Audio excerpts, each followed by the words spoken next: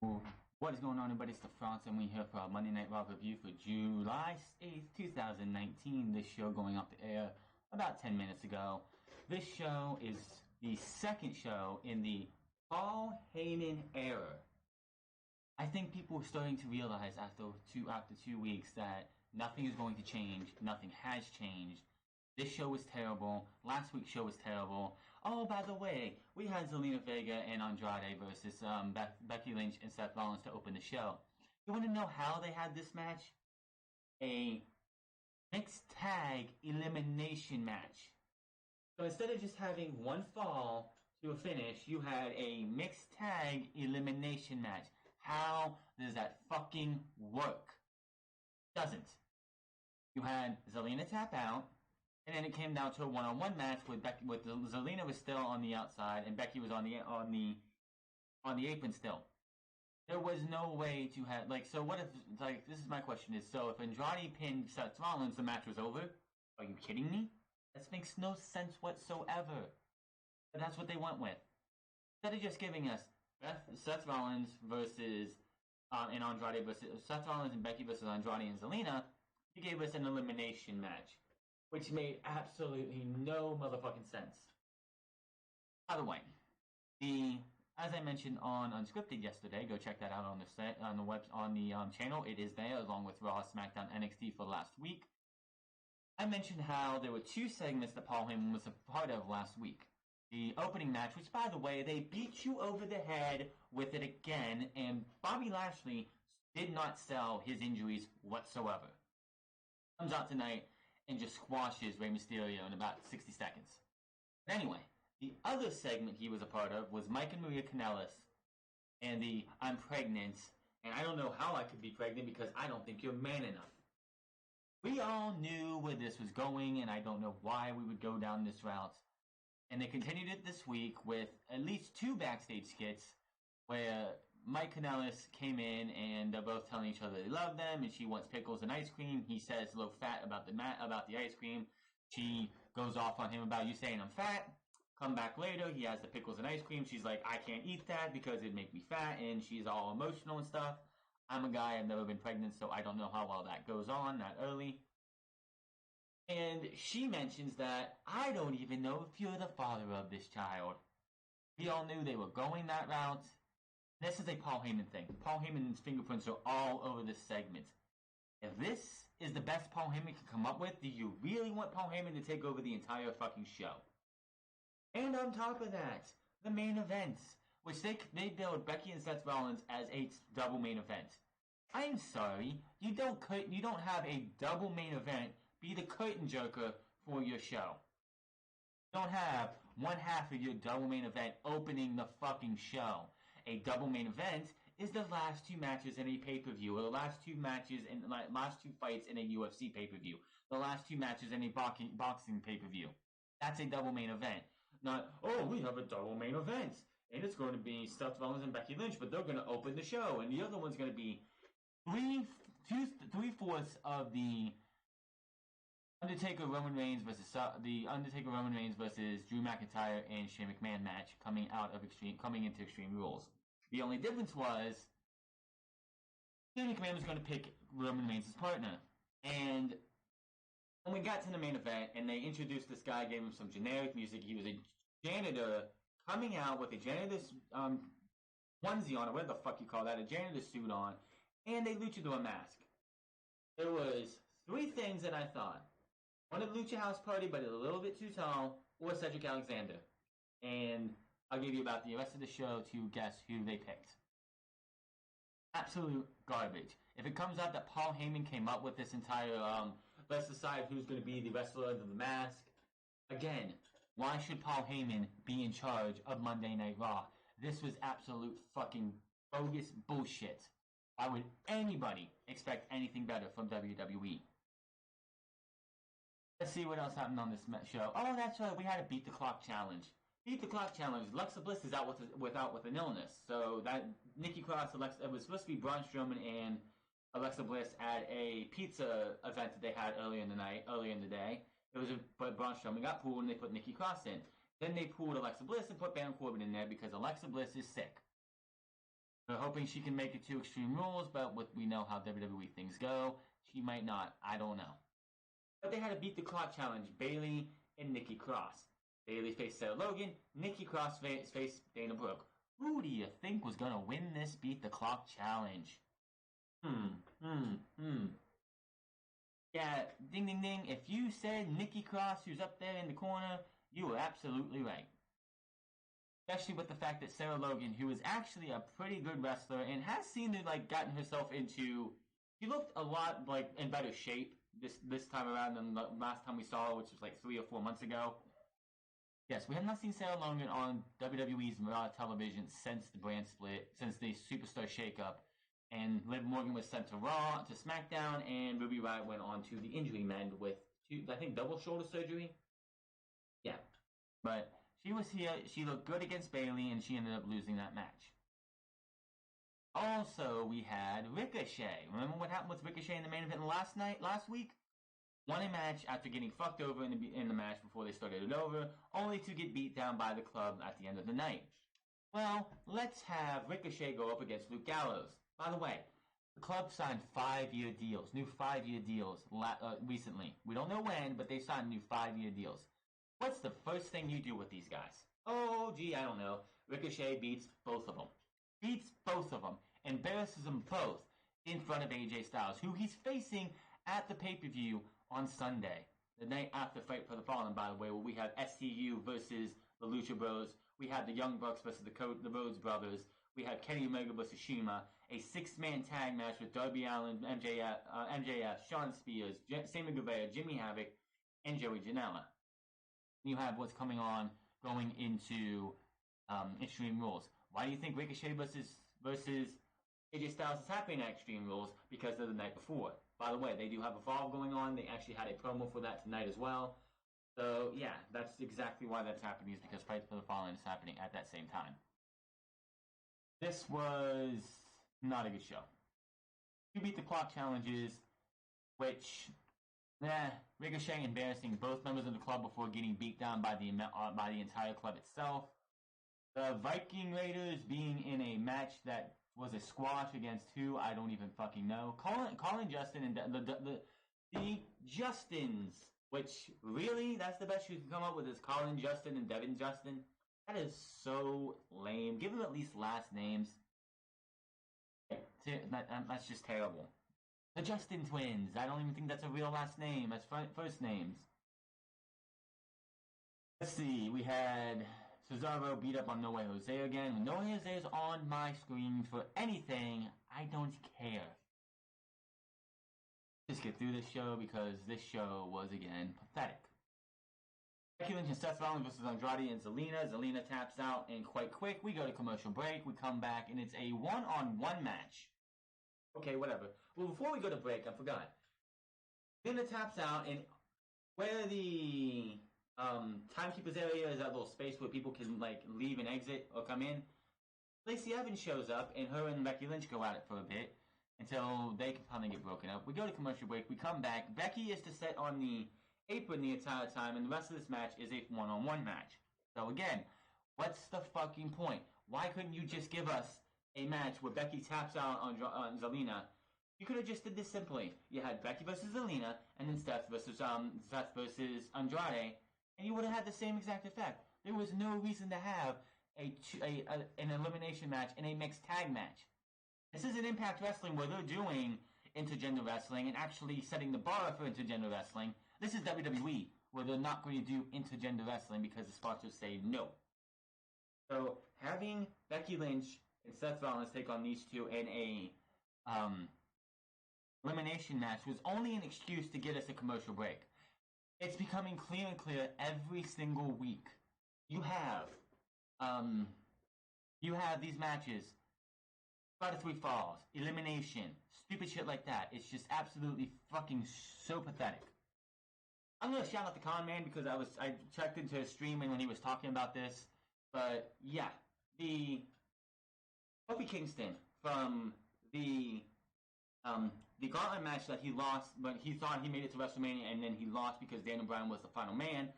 That was the last time he lost until they had a 2 out of 3 falls match between him and Dolph Ziggler. Kofi Kingston went on a very 4 or 5 month winning streak, not losing a single match, being like the only champion not to lose a match. Then you have him go in this 2 out of 3 falls match, and he loses the second fall to Dolph Ziggler. It should have been a big deal and a big rub to somebody to have beat Kofi Kingston for the WWE Championship after not losing a match for months. For months. You have him go out and go into a 2 out of 3 falls match and lose. Having Sami Zayn and Kevin Owens lose twice in a 2 out of 3 falls match. Having Andrade and Zelina both get beat in a 2 out of 3 falls match. Having champions go out there. I believe Daniel Bryan and Rowan won a 2 out of 3 falls match and lost. These 2 out of 3 fall matches are killing the company, the WWE. Having no commercial breaks. This is where SmackDown has an advantage over Monday Night Raw right now. Because they have the picture-in-picture. They have the picture-in-picture that Raw does not have, and Raw desperately needs to start implementing. The shows feel the same as it is. Just get the picture-in-picture to Raw as well, and things won't be as bad. Because most of these matches, you can kill off the 2 out of 3 falls matches. If you want the main event to be a big stipulation, like an elimination match, a 2 out of 3 falls match, fine, whatever. But just throwing a random 2 out of 3 falls match into this show just ruins it because you have to go to commercial break and you don't want fucking wrestling. Picture-in-picture solves most of your problems. I don't know why they don't do picture-in-picture in the main event, but what the fuck ever. It's better than doing what they're doing right now, which is hurting their product. You can't get invested in a Ricochet versus Carl Anderson, a Ricochet versus Luke Gallows match, or a Ricochet versus AJ Styles match on Monday Night Raw. Because you know it's going to get fucked up, it's going to be a fuck finish, or it's going to be a quick match, and we're going to go to commercial break. Last week you had the Viking Raiders versus the New Day in a match that went about 3 minutes. Samoa Joe came out and ruined it and made it a 6-man tag match because you had to go to fucking commercial. Because you can't have wrestling during commercials. But no wrestling during commercials is really, really hurting Monday Night Raw more than it is SmackDown Live, because SmackDown Live, again, has picture-in-picture. Put it on Raw, and you won't have to go, well, how are we going to stop no wrestling during commercials? Oh, we don't have to, except for the main event. Saves you so much fucking time and effort, and less headache. Just telling you that right now. There was a spot in this match, and I'm sure the sponsors are going to be very pissed about it, because during the end of this match, Becky Lynch is attacking Zelina Vega, who just did a Hurricane Rana to Seth Rollins, driving his head into the mat. She dives down, starts beating the hell out of him, out of Zelina Vega, Zelina Vega. Andrade goes to pull her off. Seth Rollins gets him off of her. He goes over to Becky, picks her up, and just tries to stop her. He's right here. She's off to the side a little bit. She sees Andrade coming at Seth Rollins. She puts Seth out of the way, and she just goes careening into the barricade. I'm pretty sure that's going to have the sponsors on Vince McMahon's ass, because that is a spot that, of course, WWE doesn't want to do that often. Becky Lynch took it like the man that she is. Seth Rollins, of course, this was the most intense I think I've seen him do, as he just starts beating the hell out of Andrade for a minute, goes over to check on Becky. Andrade attacks him from behind, leads to a stomp, 1, 2, 3, and of course Seth Rollins and Becky Lynch are your winners. After the match, Lynch and Rollins celebrate in the ring as Rollins' music hits. We go to replays. They head to the ramp, and as we know in WWE and NXT, if you're being shown on the ramp for a little bit too long, something bad is going to happen, most likely. And that is what happened as Baron Corbin came out and it took out Seth Rollins. Becky Lynch actually gets a couple shots in on Baron Corbin. He actually sits there and takes it because this is WWE. Lacey Evans comes up, and the woman's right to Becky Lynch, dropping her. They stand tall, and that was that. Heyman comes out walking past Seth Rollins and like, is Brock Lesnar here? No, he's not here. Are you fucking kidding me? Where were they at anyway? They were in the Prudential Center in Newark, New Jersey. Woo. Do you really think Brock Lesnar's going to get on a plane and come to Newark, New Jersey unless it's for a pay-per-view? Let's see. We come back from break, and he's in the ring. Heyman introduces himself. Says he brings up Sunday's Extreme Rules pay-per-view and says he just happens to know something about the word extreme, and knows a lot about the word extreme in Philadelphia. I'm pretty sure he made this same speech a couple years ago at the pay-per-view Extreme Rules. when I believe the last time they were in Philadelphia, if they were in Philadelphia before. But the show was held. Some fans chant ECW. Can we get rid of? Can we just kill that chant, please? It's just as bad as the what chant, and this is awesome. And this is you can't wrestle chant. Just saying. Heyman says Lesnar will cash in his Money in the Bank title shot against either Seth Rollins or Kofi Kingston. Do not hold that to anything. That is not written in stone. This is just another bait and switch. This is how WWE is. This is their desperation. They are so fucking desperate to get Philadelphia's arena filled out. They are so desperate. They're having a problem with ticket sales that they have to have Paul Heyman say, Brock Lesnar will be there to cash in the thing on either WWE Champion Kofi Kingston or Universal Champion Brock Lesnar. That is not a spoiler. That's a spoiler, not a prediction. Heyman goes on about whether or not he's giving away a spoiler if he's just messing with Kofi or Seth. Heyman says only he and Lesnar know the truth, and Heyman drops the mic and walks off. Bait and switch to get people to go and to watch on Sunday and to go to the it's the Amway Arena, right? Where the hell are they on? Wherever that in Philadelphia.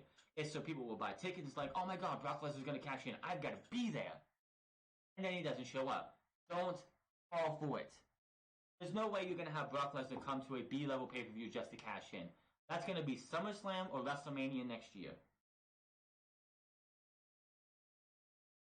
Paul says Braun Strowman and Bobby Lashley will be a last man standing match at Extreme Rules. After we get a highlight of last week, again, beating you over the fucking head. Just take it. Let's shove it down your damn throat that this was a bad thing. And then we see Bobby Lashley later in the show, showing that it wasn't as bad as you thought it was. 2 out of 3 falls The Miz and the Usos versus the Revival. The Revival. They get the first fall, obviously. We go to commercial break, back from break. The Usos and Miz get the second fall on Scott Dawson, right? Yeah, Scott Dawson. Scott question finale to Dawson about the Miz. Dawson, that's the tag team champions losing fall number 2. That's the first pin. Jimmy gets tagged in, Miz gets knocked out the floor, Usos double teams Dawson for the third fall. Officially it begins with the bell ringing. The Usos with a super kick to Wilder and Dawson. This leads to Jay hitting a big splash on Dawson to pin and the win. Your tag team champions, not just both of them, but one of them, Scott Dawson, pinned twice in one show. Do you see what 2 out of 3 falls matches are becoming a problem? Champions should be booked to look strong. Champions should not be getting beat twice in a row in a 2 out of 3 falls match. Elias could have took the pinfall twice. Why the fuck are you going to have the Usos and the Miz win that way? So to come, we see Nikki Cross and Bayley in a beat the clock challenge. The winner will get the stipulation for Alexa Bliss versus Bayley at Extreme Rules. And then you all, if you've been watching the show, you all knew that Nikki Cross was getting added in this match one way or another. You see Drake Maverick winning the title last week, that joke of a championship. I'm not going to go over that because I don't give a shit. Rey Mysterio is walking to an open challenge, and we come back from break. See Shane McMahon with Drew McIntyre backstage approaching a concession guy selling $15 beers. They talked to him about it being Roman's tag partner later on tonight. Yes, he was walking around talking to vendors or garbage men for from the Prudential Center. Really? This is good comedy. Oh, if this is Paul Heyman all over him, I'm just going to have to go off on Saturday or Sunday. Out comes Rey Mysterio. He says he will keep this short and simple. He talks about relinquishing the U.S. title 6 weeks ago and says it was one of the hardest things he ever had to do. Rey says doctors told him it would be a long time before he could return, but he refused that, worked harder, and became hungrier. Fans pop for Rey, says he beat the doctor's predictions, and now he's back and he's ready to compete. Issues an open challenge, and out comes Bobby Lashley. Bobby Lashley was speared through the LED boards last week. LED boards that are mysteriously fixed this week, by the way. Here too, you have a bunch of explosion goes off. Apparently, you had multiple fractures by Braun Strowman and a ruptured spleen. Bobby Lashley rocks out as if nothing went wrong. So what happens? Rey Mysterio gets a little bit of offense on the guy, goes for an early 619. He gets 619, goes for the top, but Lashley catches him in midair, planting him in the mat, goes and hits a big spear for the 1, 2, 3. Bobby Lashley beat Rey Mysterio in less than 2 minutes. It was pathetic. Mysterio is out for 6 weeks with a separated shoulder. And the best you got for him is Bobby Lashley squashing him on his first night back. Ugh, my head just wants to go. After the match, Lashley stands tall and Lashley grabs Rey and launches him off throws him to where Rey Mysterio just slides under the ring and out to the outside. Fans boo Lashley, drags Rey up to the ramp to the stage and presses him high in the air, going to throw him through the LED board like Braun Strowman did last week. Referees get in the way and Lashley drops Rey Mysterio instead, goes back to Rey and throws him onto the referees, grabs the mic and says, "Last week I was the only man standing. He fucking butchered this so badly." Says he will be the last man standing on Sunday, walks to the back and we see medics and officials checking on Rey and the others that are down. Such a terrible, terrible segment. You brought Rey Mysterio back after 6 weeks away to throw him away like that. Again, why do we watch it? Why does this show even exist still? Back from break, we see the club walking. Charlie Caruso stops them and asks AJ for a question, asking why he attacked Ricochet. AJ says he doesn't owe her or anybody else an explanation. Now get out of my face, and heads into his locker room. The club shake their head when she asks them, and they walk in as well. So, heel AJ was needed, but I think they could have went about it a different way. By the way, five-year deals for Luke for the Good Brothers. No Jose and Cesaro, just gonna need it short and sweet. Cesaro wins after a good bit with the sharpshooter. Who fucking cares? Backstage, the NXT Tag Team Champions, Montez Ford and Angelo Dawkins. These guys were brought up to Monday Night Raw to do what? What were they up here to do? Hype up Extreme Rules. Be a comedy duo. Why? Why am I watching these two guys, the NXT Tag Team Champions, come out here and make fools of themselves? You wonder why. People wonder why. We fear anybody being brought up. Why we fear Johnny Gargano, Ricochet, why we fear Johnny Gargano, Adam Cole, Kyle O'Reilly, Roderick Strong, Bobby Fish, Keith Lee, anybody coming up, Shayna Baszler, Io Shirai, Candice LeRae, anybody coming up. This is proof right here that you have these guys just on Monday Night Raw the last few weeks, cracking jokes, just being a comedy duo. These guys deserve better than this. Montez Ford could be a fucking moneymaker for this company, and you have them out there being comedy acts to hype Extreme Rules. This is a Paul Heyman move, bringing these guys up, by the way. Again, what change? Paul Heyman is, if this is Paul Heyman's doing, he is no better than Vince McMahon. Back in break, we see Nikki Cross and Bayley backstage. We see replays of Mike Kanellis and Maria Kanellis appearing on last week's Raw, being completely buried by Maria. Mike was. Has flowers for Maria in the dressing room. Mike apologizes for what happened last week and says he's not being himself. He's so excited they're having the second baby. This ends with Maria ordering Mike to get her pickles and ice cream unless he wants to eat the flowers. He says low fat. It's just, we're going down this route, aren't we? We're going down this route where we're going to have, who's the father? Is it Mike? Is it Hornswoggle? Is it R-Truth? Is it Drake Maverick? Is it anybody? This is a Paul Heyman thing, by the way.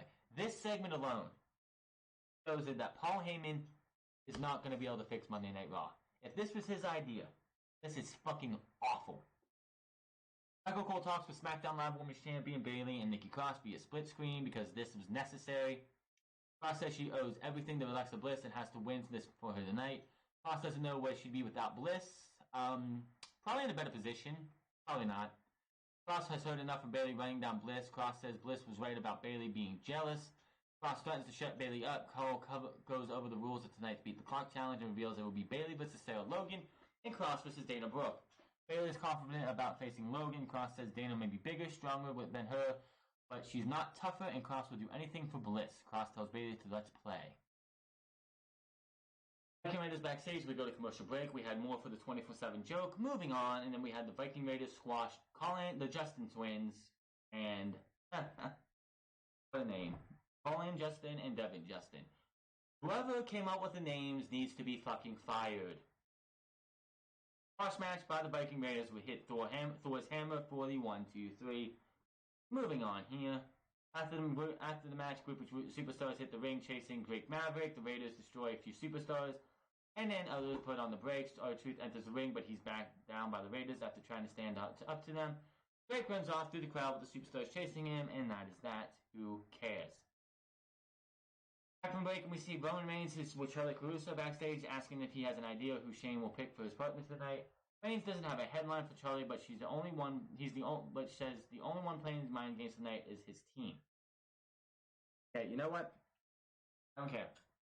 The whole entire Monday Night Raw, Miss Raw was completely terrible, absolutely fucking terrible. I can't just I try to go through this. I try to do what I can to go over this, but this show is just fucking awful. Everyone, but me and a select few others, went into Monday Night Raw last week with rose-colored glasses on. Oh my God, Paul Heyman's running the show. Let's put those glasses on and let's just see it for what it is, a great, awesome show. And it wasn't. Last week sucked. This week sucked. You had Ricochet beat Luke Gallows in minutes. This guy just signed a new 5-year fucking deal and he's losing in minutes. Ugh. And then Carl Anderson gets a match with him. Carl Anderson lasted a little bit longer probably, but AJ Styles on the apron takes down AJ to the floor. Ricochet goes back and goes to the top, hits a 630, and they pins the win. After the match, AJ Gallows immediately hit the ring as AJ mounts Ricochet and pounds on him. They beat him down as usual. Phenomenal form. They did leave. He got back up. They turned back around, came back in, and beat him down some more after the phenomenal forearm. Who cares? This show, I just can't even think of anything good about this show. Except for I will have a positive at the end. Full Plug Studies involved special. Good on them. Renee Michelle is backstage waiting for Drake Maverick. He's running excited because he survived the night with the joke. Bella pops on another case and orders Truth to get Drake, and the chase continues. Whoop-de-doo. See, limping Jared backstage working. Shane McMahon wants to talk to him back from the commercial. Shane and Drew McIntyre backstage with the janitor Gary. They ask if he wants to make 5,000 and says he does.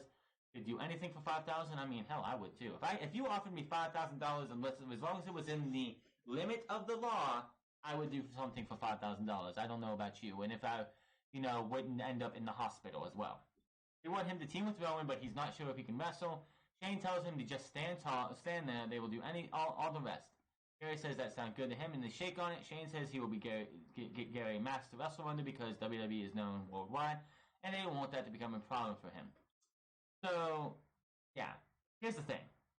When we got to the match, when we got to the main event, Gary, I'm about 6'1", 6'2", something like that. I'm about 6 tall. It's like between 6 foot tall and 6'1", 6'2". Gary looks about my height. When we got to the match, the guy who came out limping, had a mask on, and was about half the size of Gary, it looked like. So, anybody should have known who was going to be under the mask. Beat the clock match. Bayley versus Sarah Logan. This match goes about 4 minutes and 32 seconds. Bayley wins at the knee. Sunset flip powerbomb into the corner. Stop doing that fucking spot. Stop it. Head injuries are a problem in all professional wrestling. I can't stand the fucking glass cow kiss. I can't stand when they do something like this. Stop doing these fucking spots. Injuries happen. And this is not something we need to see. Bayley stands tall at 4:32 and time to beat. The music hits and out comes Nikki Cross. We went to commercial break. We came back and it was Nikki Cross versus Dana Brooke. Dana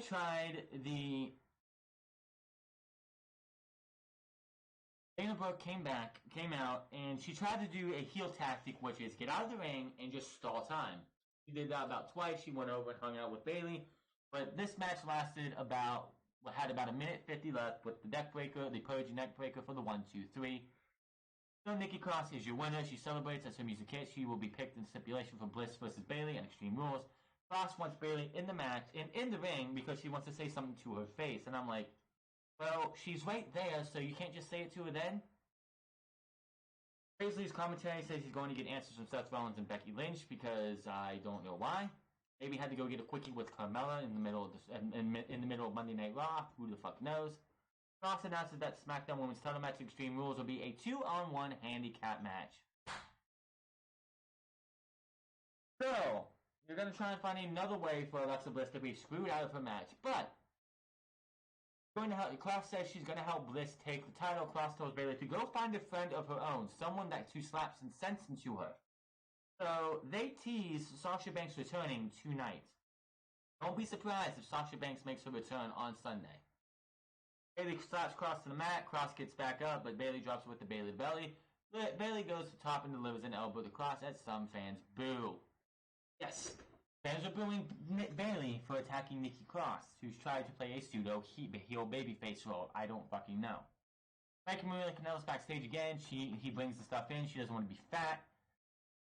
He asked if he would get her pregnant if she wasn't already pregnant. He would get her pregnant right now if he could. Well, this is This is a PG show, man. So shut the fuck up. He says he will never get her pregnant again, and says, I don't even think you really are the father. They stand up, and he's like, what are we doing?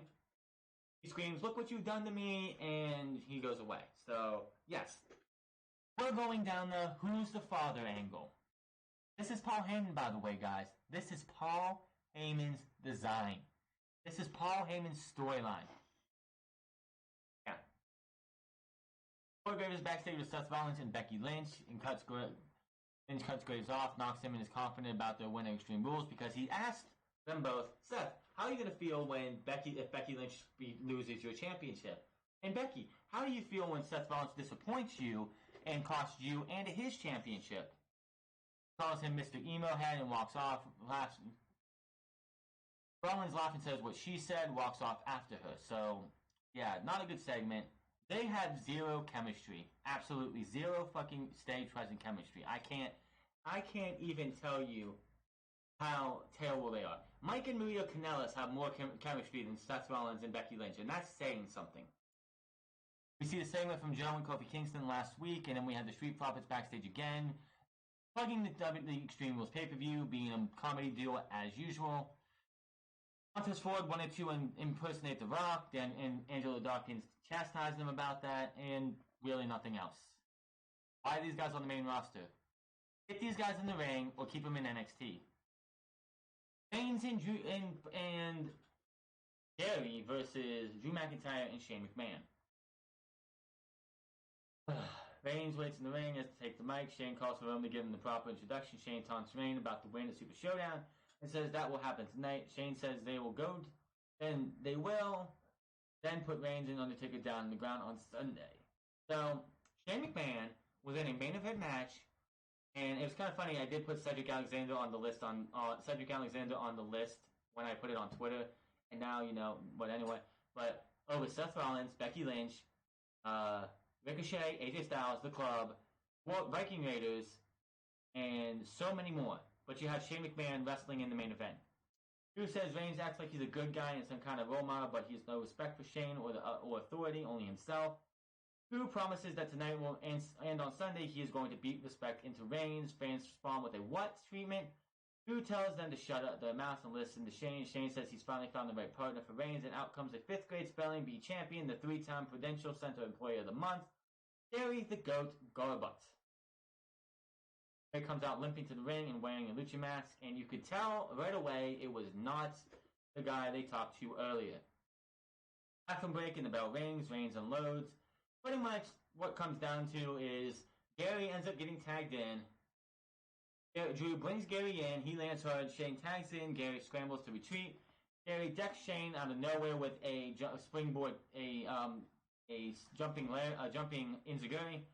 Springboard with a clothesline. Gary unloads on Shane after sending Drew out of the ring. Gary goes up and hits a tope suicida. A tope con hilo over the top rope, taking Drew down on the floor. Fans go wild for Gary as he poses. Gary comes back in and flies at Shane, taking him down. Drew runs in, shuts Gary down with a claymore for the 1, 2, 3. Shane and Drew McIntyre win. After the match, Reigns runs in, knocks Drew out of the ring. Shane retreats up the ramp with Drew. Reigns clutches his shoulder as we go to replays. Shane and Drew stand tall on the stage in the mouths of the arena. Gary unmasked and it's revealed to be Cedric Alexander. Reigns is surprised. Shane and Drew are unhappy, looking on from the stage. Cedric stands with Reigns as Shane and Drew look on from the stage, and that's it as we go off the air. The only positive that I'm hoping comes from this is that Cedric Alexander who has had one proper match, and this is an improper match, but one proper match since coming off of 205 Live, and that was against Cesaro during the Superstar Shakeup debacle. Now, him being in this main event spot doing this segment, I'm hoping, I'm not having much hope, but I'm hoping this gets him out of the 24/7 garbage and gets him into proper storyline. I would love to see a Ricochet versus Cedric Alexander, Seth Rollins versus Cedric Alexander, AJ Styles versus Cedric Alexander, Rey Mysterio versus Cedric Alexander, Luke Gallows, Carl Anderson, one of those two versus Cedric Alexander, Roman Reigns versus Cedric Alexander. Yes, I would love to see that because Cedric Alexander could bring Roman Reigns to a good match. All of that and whoever else, even Samoa Joe, Andrade, Aleister Black, anybody since the wildcard rules still exist. I would take that over what they have been doing with Cedric. If this gets Cedric out of the 24/7 garbage and gets him actually on TV, maybe he's going up against Shane, maybe he's on Roman's side now, maybe it's going to be Roman and Cedric doing some stuff, maybe we'll have Cedric and somebody go up against the Revival, I don't know. But if this guy, Cedric Alexander, actually gets to do something great, I'm all for it. This was just a stepping stone to get Cedric Alexander on main roster TV, and if this is a Paul Heyman move, to get Cedric Alexander pushed because they want that teenage demographic, and Cedric Alexander is definitely somebody teenagers are going to be able to, come to. I'm all for it. Let's see what they do next week. This is the only positive I see in this entire show is that Cedric Alexander hopefully will be used more often than not. Hit that subscribe button, comment down below, like or dislike this video. Find me on Twitch and Twitter at The Frauds Club. I've been streaming DC Universe online, something to do because, I've been having fun with it. But I'll be there later tonight actually playing some more Cooler Cat, my character, on there. Until then, my name is The Frauds, and I'll see you guys tomorrow for SmackDown Live, Wednesday for NXT, and Unscripted this weekend. Oh, I'm sorry. Fight for the Fallen, Unscripted, and Extreme Rules this weekend. Till then, my name is The Frauds, and I'll see you guys later.